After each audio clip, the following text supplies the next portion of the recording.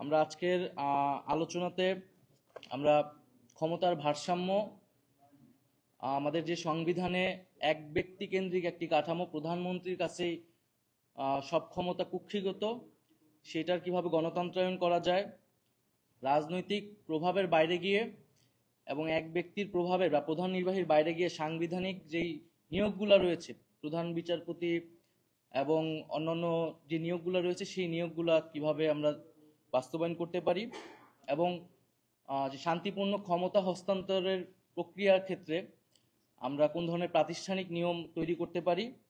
এছাড়া নারীর ক্ষমতায়ন এবং বিচার বিভাগের স্বাধীনতা, মোটা দাগে এই মৌলিক বিষয়ের উপরে আমাদের আলোচনা ছিল। সেক্ষেত্রে আমরা প্রধানমন্ত্রীর ক্ষমতার ক্ষেত্রে আমরা বলেছি যে 2 বারের বেশি প্রধানমন্ত্রী হতে পারবে না, টার্ম লিমিট থাকবে 2 বার সর্বোচ্চ। রাষ্ট্রপতি এবং প্রধানমন্ত্রী উভয়ের ক্ষেত্রেই যিনি একবার প্রধানমন্ত্রী হয়েছেন তিনি রাষ্ট্রপতি হতে পারবেন না পরবর্তীতে। আমরা প্রধানমন্ত্রী শাসিত সরকার নয়, বরং মন্ত্রী পরিষদ শাসিত সরকার সেটার প্রস্তাবনা দিয়েছি। এবং এছাড়া যেই এনসিসির ধারণা দেওয়া হয়েছিল ঐক্যমত্য কমিশনার পক্ষ থেকে, যে সাংবিধানিক কাউন্সিল, জাতীয় সাংবিধানিক কাউন্সিল, আমরা সেই জাতীয় সাংবিধানিক কাউন্সিলের ফরমেশন নিয়ে আলোচনা করা হয়েছে। সেখানে কিছু মতামত এসেছে। সাংবিধানিক কাউন্সিল সাংবিধানিক যে গুরুত্বপূর্ণ পদ, সেই পদ নিয়োগগুলো দিবেন। এবং আইনসভার ক্ষেত্রে আমরা দ্বিকক্ষ বিশিষ্ট আইনসভাকে সমর্থন করেছি এবং উচ্চকক্ষ হতে হবে ভোটের আনুপাতিক, আসনের আনুপাতিক নয়। এবং নির্বাচনের আগেই উচ্চকক্ষের প্রার্থীর ঘোষণা দিতে হবে রাজনৈতিক দলগুলোকে।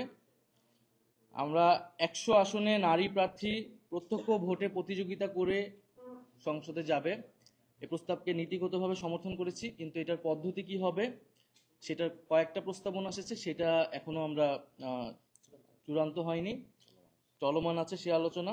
রাষ্ট্রপতি নির্বাচনের ক্ষেত্রে ইলেকটোরাল কলেজের মাধ্যমে রাষ্ট্রপতি নির্বাচন, সেটার একটা ধারণা দেওয়া হয়েছে। নিম্নকক্ষ, উচ্চকক্ষ, জেলা সমন্বয় কাউন্সিল, স্থানীয় জনপ্রতিনিধি, এদের মাধ্যমে একটা ইলেকটোরাল কলেজ করে সেখান থেকে রাষ্ট্রপতি নির্বাচন।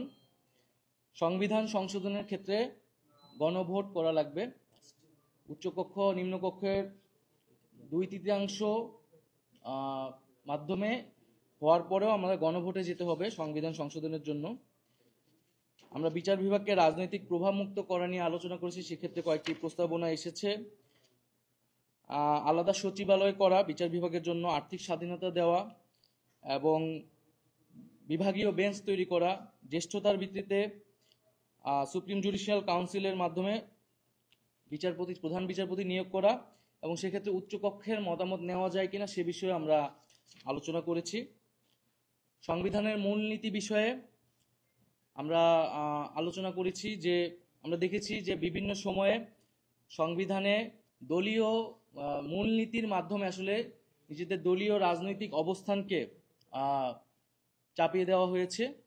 ফলে আসলে আমরা সংবিধানে মূলনীতির প্রয়োজন আছে কিনা সেই প্রশ্ন রেখেছি, যে এই মূলনীতির কাঠামোর বাইরে আমরা অন্য কোনো কাঠামো ভাবতে পারি কিনা। এবং আমাদের সংবিধানে যে গণপ্রজাতন্ত্রী এবং গণতান্ত্রিক রাষ্ট্রের কথা বলা থাকে, মৌলিক অধিকারগুলোর কথাও বলা থাকে, সেক্ষেত্রে আলাদা করে মূলনীতির প্রয়োজন আছে কিনা। তবে আমরা মূলনীতির ক্ষেত্রে বলেছি যে আমাদের যে 72-এর মূলনীতি, এছাড়া পরবর্তী সময়ে বিভিন্ন সংশোধনীর মাধ্যমে যে দলীয় মূলনীতিগুলো প্রবেশ করানো হয়েছে, সেই মূলনীতিগুলো বাতিল করতে হবে, সেই মূলনীতিগুলো আসতে পারবে না। সংবিধানে প্রত্যেক জাতিসত্তার স্বীকৃতি এবং প্রত্যেক জাতি, ধর্মীয় জনগোষ্ঠী এবং এছাড়া বিভিন্ন নৃতাত্ত্বিক জনগোষ্ঠীর যেই স্বীকৃতি এবং অন্তর্ভুক্তি, সেটার নিশ্চিত করতে হবে সংবিধানে। ইন্টারনেট প্রাপ্তির, নিরবিচ্ছিন্নভাবে ইন্টারনেট প্রাপ্তির অধিকারকে মৌলিক অধিকার হিসেবে স্বীকৃতি দিতে হবে। মৌলিক অধিকার আদালত দ্বারা বলবৎযোগ্য করতে হবে, তবে এক্ষেত্রে অর্থনৈতিক অধিকারগুলো ধারাবাহিকভাবে নিশ্চিত করা হবে। আর এছাড়াও এর আগেও আমরা বলেছি যে প্রার্থী ন্যূনতম বয়সের ক্ষেত্রে আমরা 23 বছর বলেছি, ভোটারের বয়স 16 বছর। ডেপুটি স্পিকার আমরা একজন প্রস্তাব করেছি এবং সেটা বিরোধী দল থেকে হবে। এবং এছাড়া আমাদের যেই অনেক বিতর্কিত বিষয় বা সমালোচনা, যে 70-এর অনুচ্ছেদ, সংসদ সদস্যের স্বাধীনতা এবং সংসদ বা সরকারের স্থিতিশীলতা সাপেক্ষে আমরা 70 অনুচ্ছেদের সংস্কারের কথা বলেছি। সেক্ষেত্রে